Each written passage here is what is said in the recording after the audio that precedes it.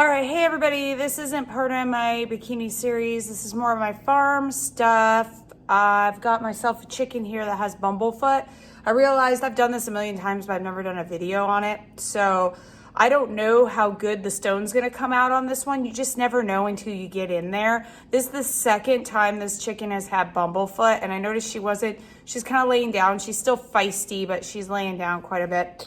So she's over there in the kennel. I caught her during the day because I have so many chickens that look exactly the same. I couldn't figure out who she was at night. So I had to catch her and keep her in there. But I like to do it a little later in the evening because they're less kicky. So I'll show you what I got and what I'm gonna do, and then I'll grab the chicken. I don't know how much I'm gonna show because I'm filming this on my own, so I'll just try and explain most of it. And some people get kind of grossed out by certain things, so I'll just kind of tell you. When it's your own chicken, it's not as gross as when it's someone else's chicken, I think. All right, here's the tools. This is Epsom salt, warm water, not hot, but warm. I got gloves. I sanitized that toothbrush, that's why it's leaking, with alcohol. I don't actually put the alcohol in the chicken, it burns.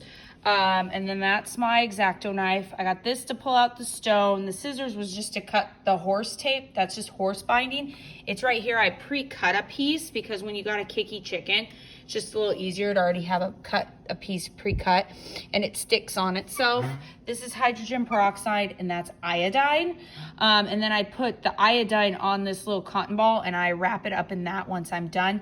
But I throw a little hydrogen peroxide on, or saline solution while I'm doing it, because this burns. But this is just to clean the tools, because you want to have nice clean tools. And then I wear gloves the whole time.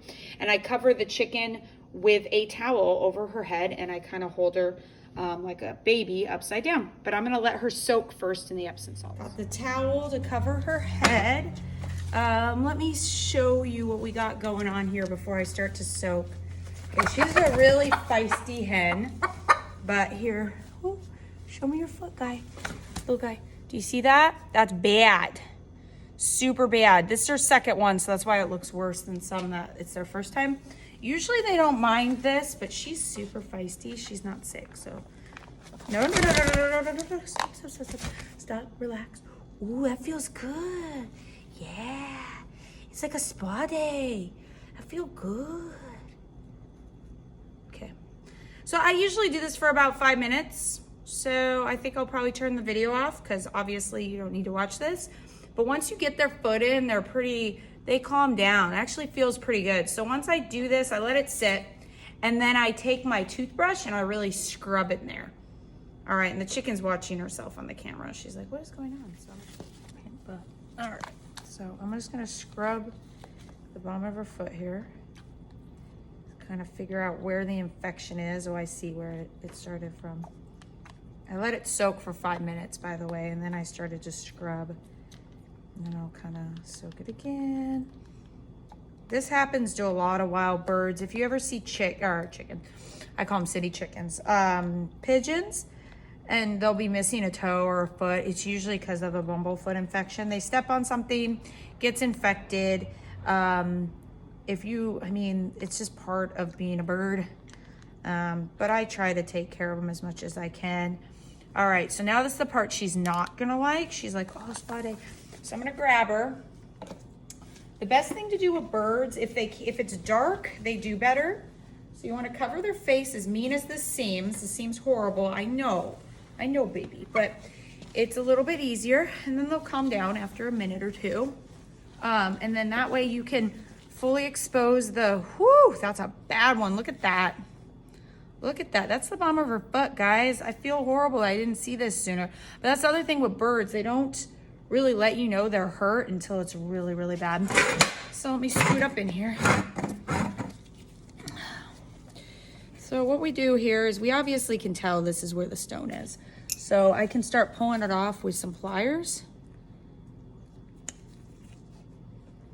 I sanitize these too, by the way. Sometimes you can just squeeze it out, but when it's a big one like this, you gotta, oh baby, you're okay, hon. Gotta pick at it. Oh, this one's a bad one, huh? It's gonna bleed. It's gonna bleed a lot, guys.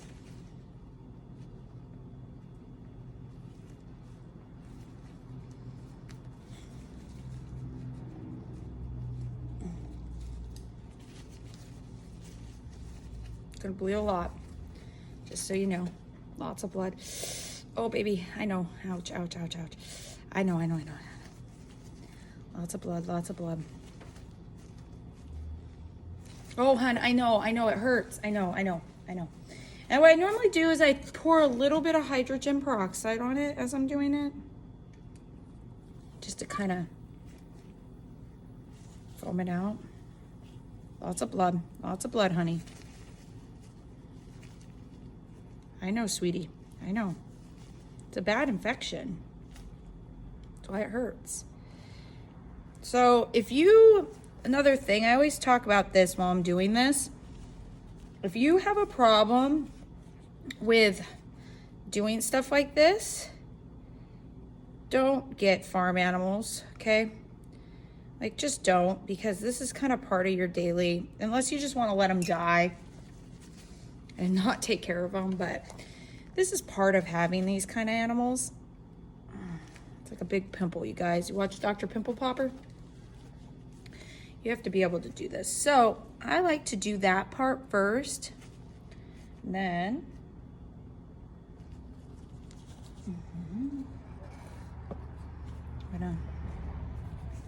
I gotta take a look and see what I got here.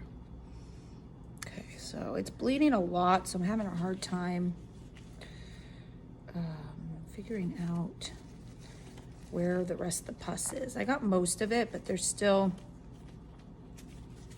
more. So I want to get all of it out if you can. Ooh, there it is. Oh, honey, I know. Can you breathe? I might clip some of this because you don't need to see all this.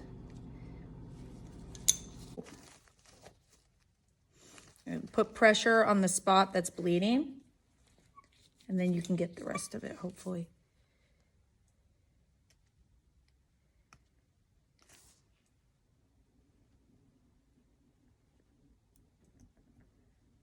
Okay. All right, so I got most of the stone out. It's all in that nasty cup over here. It's really gross. I feel bad for her. This was bad. I normally don't let them get this. Ooh, it's still pretty. Hey, girl. I might have to stop. I got most of it out. There's just like a little piece here I'm still wanting to get out, but I don't think I can get it without hurting her more. So I'm just gonna hydrogen peroxide this and like really kill it. Stop. As much as I can. So if you get grossed out easily, like I said, don't bring these creatures into your life. I love them, but they are not an easy thing to take care of. Not at all. Not in the least bit. There's so much, and this one is a bad enough infection. I'm actually going to give her antibiotics. All right, so the stone, I put it in the water. It's really gross if you want to see it. And I got most of the pus out. There's still a little section that looks a little tough that I'd like to get out, but she's bleeding a lot. So what I'm going to actually do is I'm going to hold some pressure on it so it stops bleeding. I knew this one was going to be a lot of blood. And then I want it to heal so that she doesn't lose too much blood. So I'm going to put some iodine. Iodine's the best for this, okay? Iodine is something you need in your world if you have chickens.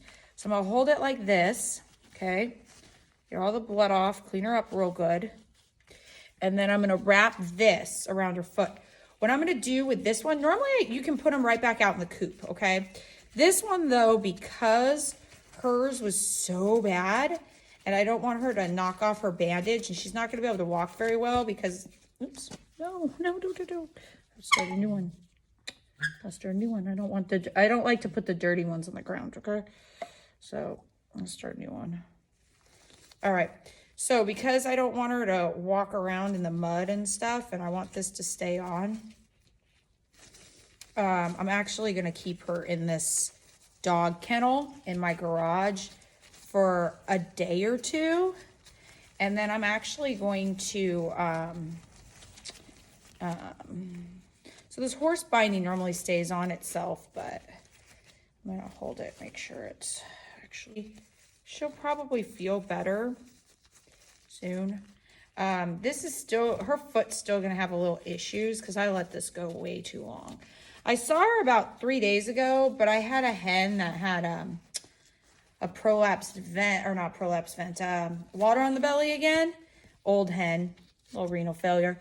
I was taking care of her and I saw this one. And I was like, oh man, how long has that been? And I was like, I need to take care of you now. And so, and then I have chicks hatching. I just had a lot and I feel bad, but I didn't notice it till it was almost too late on this one. She's gonna be fine, but it's just, yeah. So what I do is I patch her up like this, okay? That's the iodine coming through, not blood. She still has stone left in there. I am going to have to operate on that again, but for right now, I'm going to let it not get any more infected. And you can put tape, like if you were going to take her out and put her in the coop, I would wrap some tape around this, but because she's going to be in this little crate with her own water and food, she's going to be fine because she's not going to be able to walk very well. So if you free range them, you want to make sure they're safe and don't let them walk around with this big old booty on. And then I'm going to put her on a little bit of antibiotics for about 3 days. And then I'm going to check it again. But let's see how she's doing. I'm sorry, honey. How we doing? Where's your face? Oh, there you are. There's my baby. All right. So I'm going to put her back away. And I will leave in the comments below how she's doing. She's going to be okay. She's had this before. It's a very common thing if you have chickens. They're going to get bumblefoot, especially if they free range. They're going to step on something. They're going to get infected foot. The earlier you get it, don't wait as long as I did. Most of the time I get it when they're just starting to limp. This one, I noticed her sitting down. She couldn't even stand on that leg. She's happy now. Look at her. She's like, thank you, Mama. Thank you. Yes. Yes. All right, so I'm going to put her in here with a little antibiotic water and some food. If the bandage comes off, I'll check on it, and I might put more stuff on it. Otherwise, I'm just going to let her do her thing and then see if it heals on its own. I got most of the stone out. She just has a little part on the outside, but it was bleeding so bad. I opened it up enough to put the iodine and hydrogen peroxide in there and get the infection out, I think.